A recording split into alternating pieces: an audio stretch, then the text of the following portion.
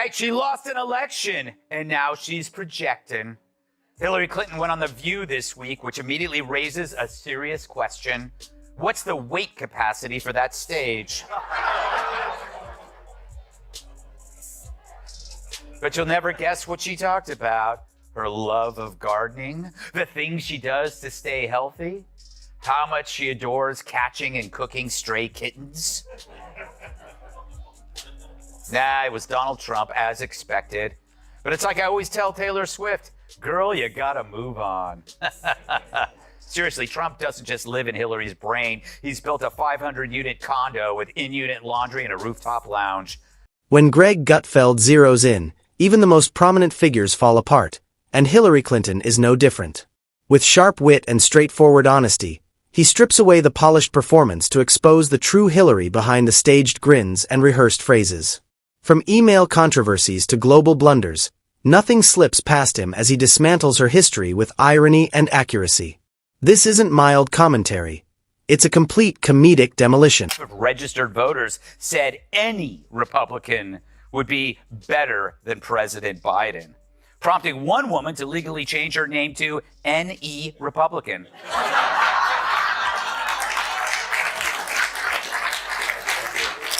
In Washington, D.C., the giant grocery chain has announced a ban on large bags. Great, now where will I shop? Complains one large bag.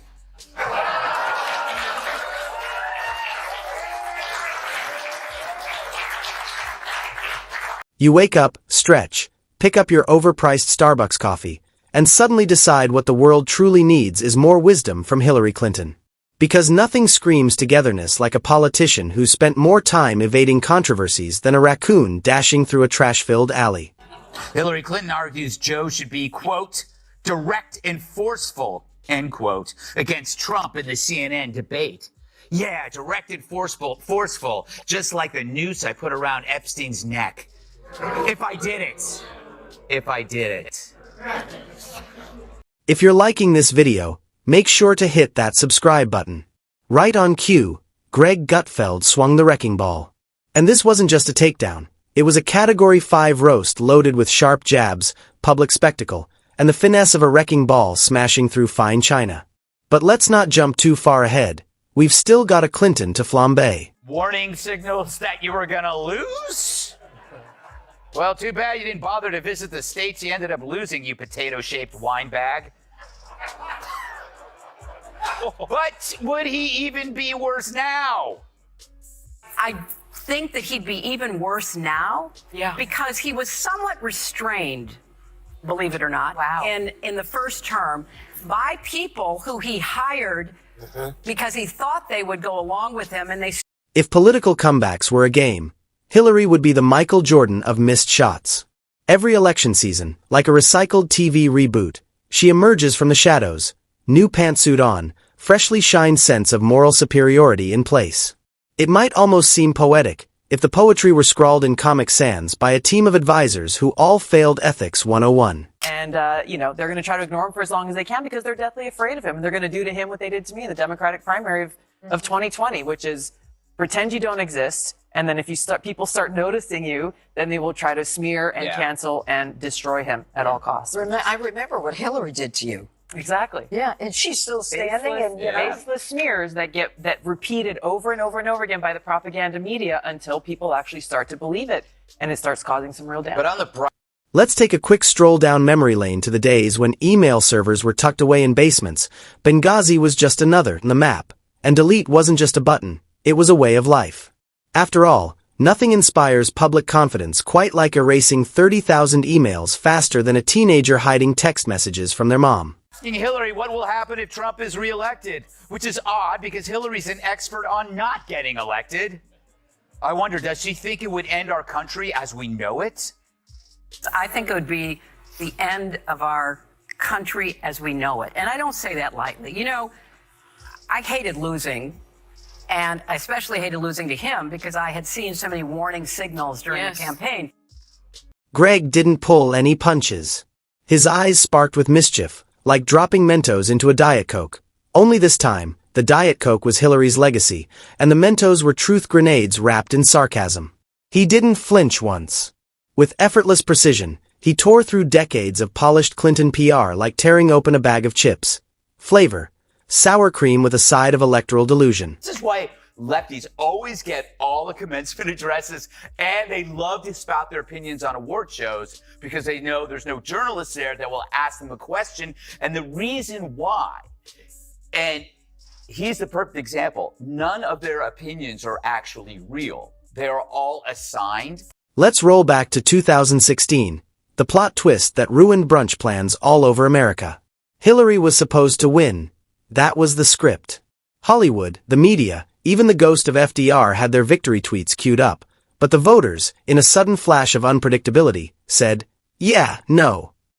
And how did Hillary respond? With grace. Not exactly. She spent the next 5 years writing books, touring the speaking circuit, and blaming everyone from Macedonian meme makers to James Comey. One day it was sexism, the next it was Russia, then misogynistic Wi-Fi routers, gluten intolerance, and maybe even gravity itself. It wasn't so much a concession speech as it was a political remix of "It Wasn't Me," except instead of Shaggy, it was a revolving door of scapegoats. Meanwhile, Gutfeld wasn't holding back. He went at it like a kid at Chuck E. Cheese with unlimited tokens. Every failed talking point, every recycled excuse, every lukewarm hot take from Hillary's post-election tour got roasted, torn apart, and tossed onto the compost heap of bad politics. Because nothing screams diplomatic success quite like turning a country into a Mad Max sequel. The Democratic Party's pocket since Hillary stopped having sex. That's like decades. Yeah. Losing the union endorsement is like P. Diddy running out of baby oil. There's a whole lot of friction ahead. When Teamsters polled their members about the Dems' new candidate, Cackles McKnee pads. And then there's the Clinton Foundation, that shining monument to what, exactly? Charity, transparency, or just a family business dressed up as a nonprofit, running with the efficiency of a DMV on fire. Millions flowed in, yet the world suspiciously stayed the same. Coincidence? Highly unlikely. Greg called it out with the delight of a kid tearing into a gift labeled hypocrisy. He reminded everyone that Hillary's Wall Street speeches weren't moments of inspiring leadership. They were six-figure bedtime stories for billionaires. Less bold stateswoman, more customer service agent reading from a diamond-encrusted teleprompter, with the audacity perfectly polished. Greg peeled away the carefully constructed narrative layer by layer, exposing an onion of ambition, ego, and ironic detachment. And yes, there were tears, but only from the audience doubled over with laughter. The alleged creator of the plan was Julianne Smith, a Clinton policy advisor, that the unclassified Durham report refers to as Foreign Policy Advisor 1. And this woman, look how happy she is. She's like, I got away with everything. I nailed it. And then Obama made me the liaison to NATO. I mean, not Obama, Biden. Like, I continue to get employed by these people because all I do is sit around and do the illicit bidding of my Democrat power boss. And then came Hillary's sudden reinvention as a truth teller. Quite the punchline, considering this is the same person who once claimed to be broke while owning more real estate than a monopoly board.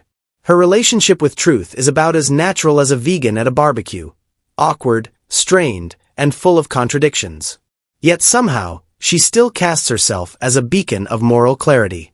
That's like volunteering to be the designated driver at a demolition derby. It sounds noble, but you're still in the wrong place. Greg's roast was sharp and calculated. It was clinical, relentless, like watching a History Channel documentary with punchlines. He reminded everyone that Hillary has headlined more scandals than most soap operas, only with worse acting. Every relatable moment she pushes feels staged, stamped with a focus group's approval, and lab-tested for authenticity. Drinking a beer at a dive bar? Staged. Riding the subway? Staged. Breathing oxygen? Pending verification. This one is wild. This What is Hillary Clinton in like 2008, and Hillary Clinton saying some wild MAGA type shit. Tell people to come out of the shadows. If they've committed a crime, deport them. No questions asked, they're gone. If She's a Republican. they've been working and are law-abiding, we should say, here are the conditions for you staying. You have to pay a stiff fine because you came here illegally. you have to pay back taxes, and you have to try to learn English. Oh, and you have to wait you have to wait in line. You have to wait in line. It's You couldn't all believe a that. fucking illusion. And then came the kicker, the piece de resistance of Gutfeld's roast. He hurled a rhetorical Molotov cocktail, mocking Hillary's uncanny knack for sinking anything she touches.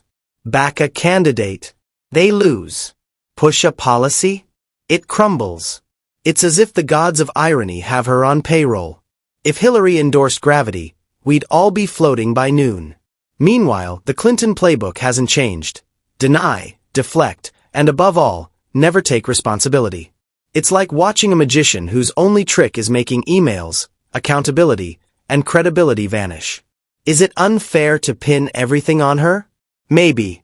Is it entertaining? Absolutely. Because watching a politician who's been around since dial-up still try to market herself as the fresh face of change is like watching a VHS tape battle TikTok.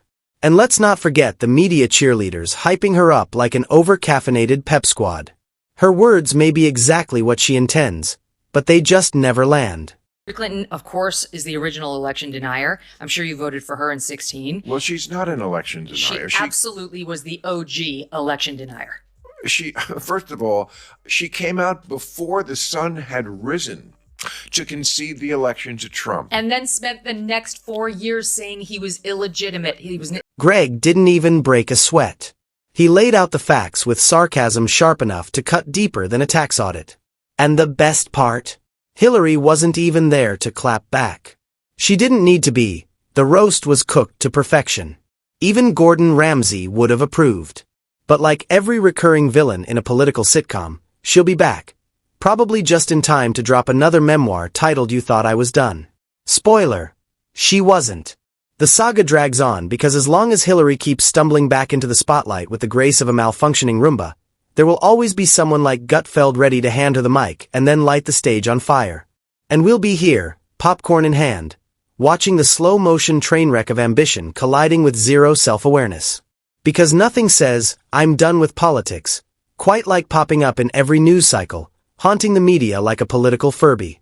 Then come the endless interviews, where her insights land like a Monday morning quarterback with a grudge and an overstuffed thesaurus. Doesn't mean that Hillary would have been a good choice No. either. She was a terrible choice. She's a corrupt politician, one of the most unlikable people that's ever run for office. They were trying to get people to be supporting her just because she's a woman. This is going to be her history. Women, ladies, I stand with her. So there's all these women that have this blind allegiance towards this career politician. Completely full of shit. She's been full of shit for. She walks in wearing a perfectly staged blazer, delivers a few lines sprinkled with passive-aggressive wisdom, and smiles like she just remembered where the skeletons are buried. Figuratively, probably. What makes it worse, what turns it into performance art, is the audience nodding along as if she just solved world hunger with a sound bite. She'll say things like, "We need to protect democracy." But coming from her, it lands less like a rallying cry and more like a phishing email dressed up as a TED Talk. It's always the same act, as if democracy somehow betrayed her, not the other way around.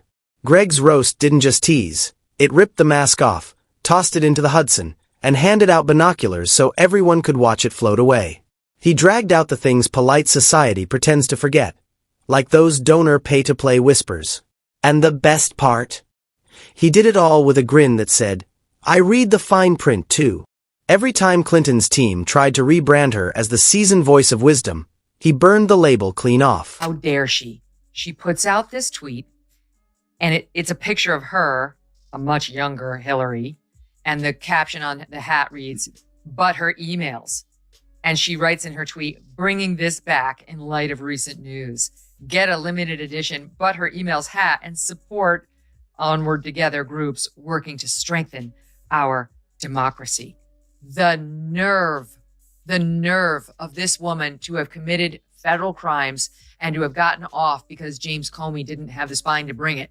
Greg reminded America that Hillary is less a Jedi master and more like a corporate HR manager with a grudge and a Gmail issue, and the crowd ate it up. Why? Because finally, someone said out loud what most only whisper over Thanksgiving dinner. Hillary's political career has turned into one long PowerPoint of contradictions. Champion of women, unless the accusations cut too close to her circle. Defender of truth, unless it's under subpoena. Fighter for the people, Sure, as long as those people are vetted donors with strong Wi-Fi. But here's the real irony. After decades of branding, rebranding, spin, and carefully curated silence, she still missed the one thing that could have saved her image: genuine humility. That's why Greg's roast landed so hard. It was brutal, yes, but effective because it held up a mirror she'd been dodging for years. And when the smoke settled, when the last punchline hit and the laughter finally faded, only the truth remained. Not the polished, consultant-approved version, but the raw, unfiltered reality. Maybe Hillary Clinton isn't the misunderstood savior of democracy she sees herself as. Maybe she's just the loudest voice in the room, one that can't take a hit. Because in the theater of politics, Hillary doesn't just spill the tea. She is the tea, bitter, oversteeped, and impossible to ignore. And believe us, this is only the beginning. She must be working for Trump. Seriously, that is so bad it could turn Chelsea Clinton into a never Hillary. And sorry, Lena, the gender card has been so played out, it's falling on deaf, pierced ears. Look, if you already hate Hillary, this new stuff isn't going to change a thing. And if you already hate Trump, this isn't going to make you love him. Battle lines are drawn. Nothing sticks. But it seems like the truth is now the bull in Hillary's china shop. Remember, Nixon was pretty cocky, too, up until he wasn't.